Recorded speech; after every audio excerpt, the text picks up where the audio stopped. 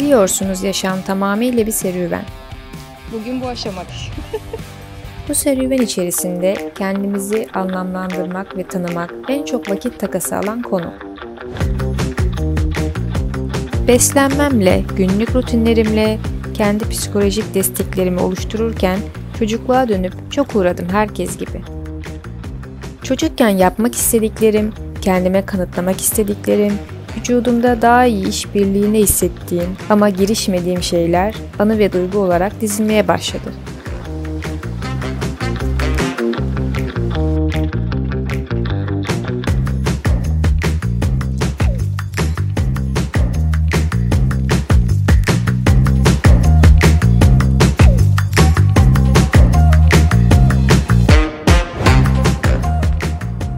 Yaşamın ve yetişkinliğin getirdiği sorumlulukların bana bir korku ipi gibi dikilmesinden ve o ipi üzerime giymekten itinayla kaçındım.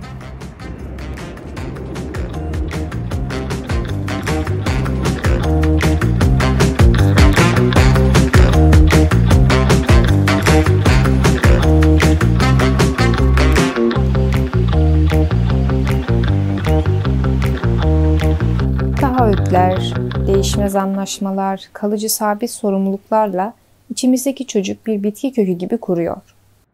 Bu yüzden bunun da bir adımı olarak eyleme geçtiğim kaykay terapisi.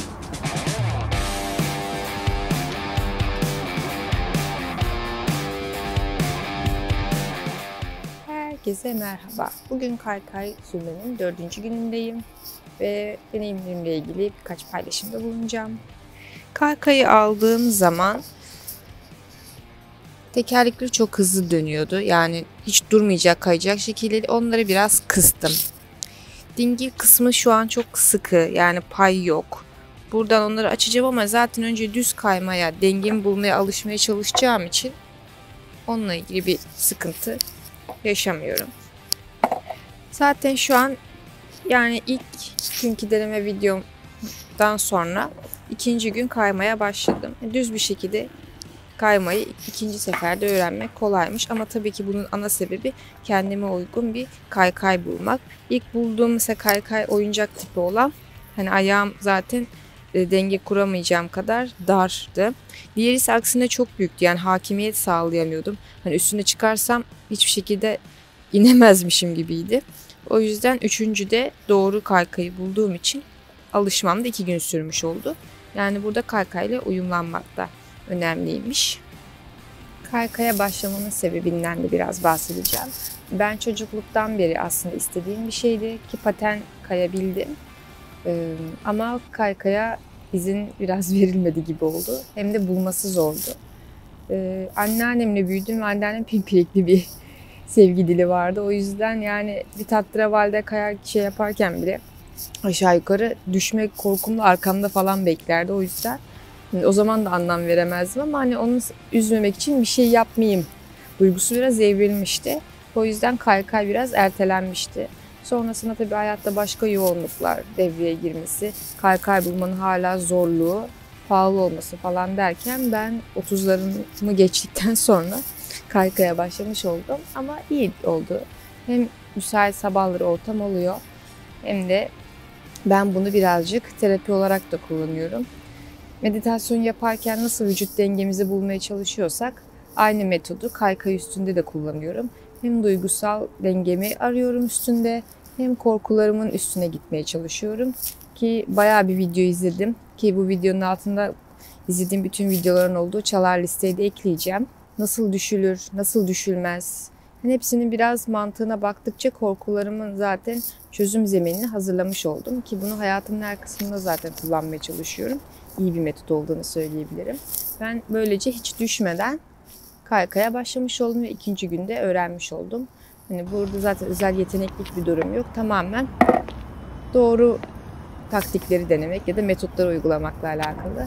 Eğer siz de 30-40 yaşlarındaysanız ve başlamak istiyorsanız kesinlikle başlayabilirsiniz diyebilirim.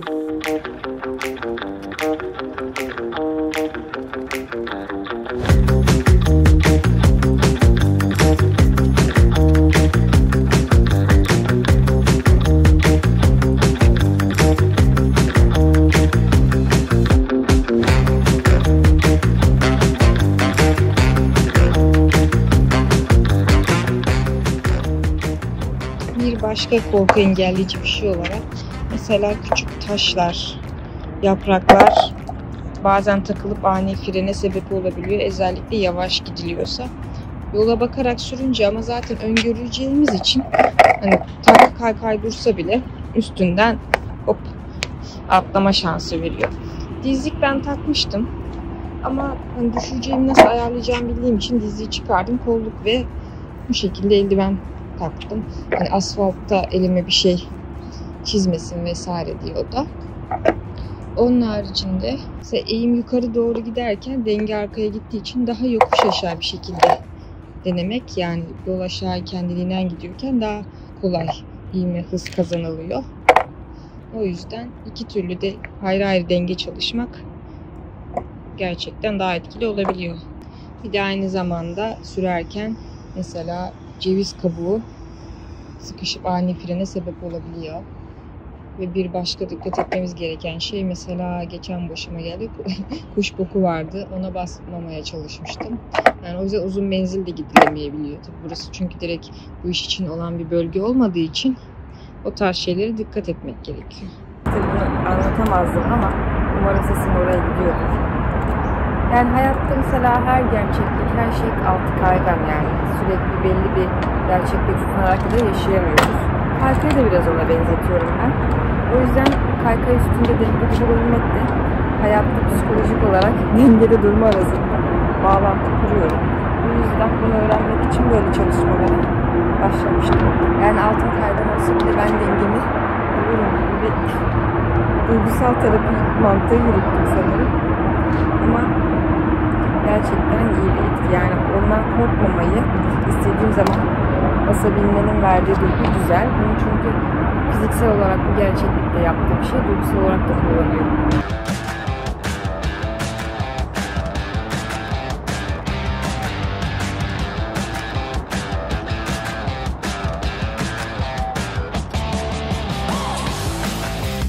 Yola çıkan mesela şu küçük taşların şöyle mesela üstünden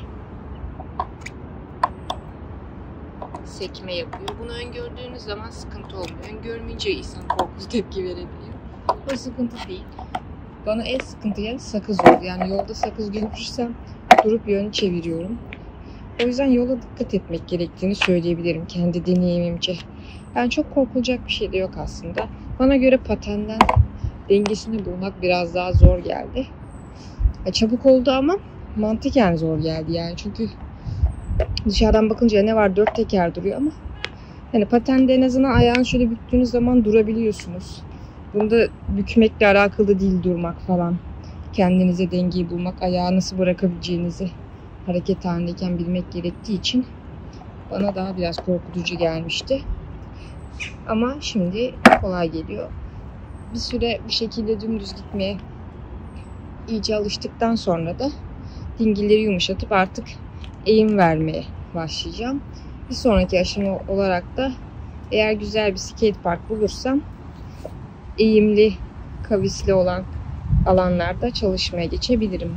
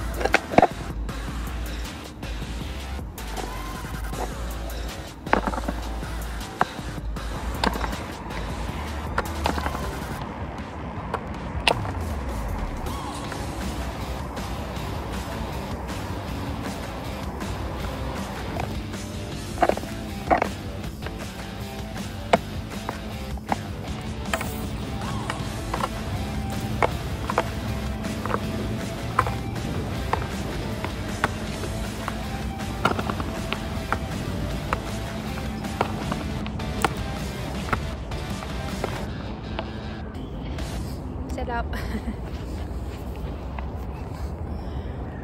Şimdi kaykay yaparken bir tane küçük çocuk geldi. Paten yapan, beni izliyordu. Oradan aklıma şey geldi. Çocukların korkusuz olması, yetişkinlerin daha bir şeye girişkenken korkuyor olması. Bu da aklıma şunu getirdi. Mesela ben kaykay yaparken korktuğum şey ilk aklıma düşmek sanıyordum. Ama aslında düşmekten korkmuyormuşum. Nasıl düştüğümden korkuyormuşum. Eğer nasıl düşeceğimi kontrol edersem korku kalmıyormuş. Bunu fark edince kaykaya çıkmakta hiç bir heyecan duygusu, bir tedirginlik duygusu oluşturmamaya başladı. Çünkü düşmekte problem yok. Nasıl düşeceğimi öğrenmekle işi çözmüş oldum. Bununla ilgili de ilk zaten gene örnek videolar izledim.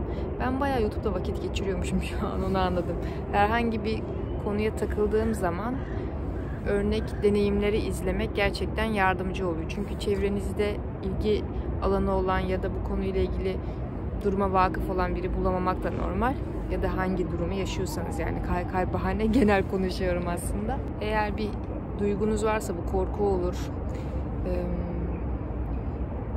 yabancı hissetme olur, üstünüze konduramamak olur, tedirginlik olur. Nasıl bir duygu varsa yapmak isteyip de yapamamanıza dönüştüren bir duygu. O zaman nasılını sormak ve o probleme odaklanıp çözmek için önce problemi iyi tespit etmek önemliymiş. Onu anladım. Yani bir şeyi yapmak isteyip de yapamamızın sebeplerinde asıl ne yatıyor? Maddi konular hariç. Tamamen duygusal ve zihinsel olarak engelleyen ya da çevresel olarak engelleyen şey ne üzerine? Mesela şu an çevresel olarak beni engelleyen bir şey aslında kısmen var. Burada bir skate park yok. Hatta birazdan ortamı da göstereceğim. Ve bir mayın tarlasında sürüyormuşum gibi oluyor ve sürekli bir takılma, kaykayın altından kayma gibi durumu da söz konusu. Yani belki başkası olsa bu ortamda kaymayı saçma da bulabilir ya da canım susadın niye kayıyorsun diye de bilir ya da kafanda kuruyorsun da diyebilir. Ben hani tamamen burada hem dengeyi öğrenme hem de zaten bir karşıma bir şey çıktığında onu nasıl egale edebilirim ve böylece işte nasıl düşebilirim hem onu da öğrenmiş oluyorum.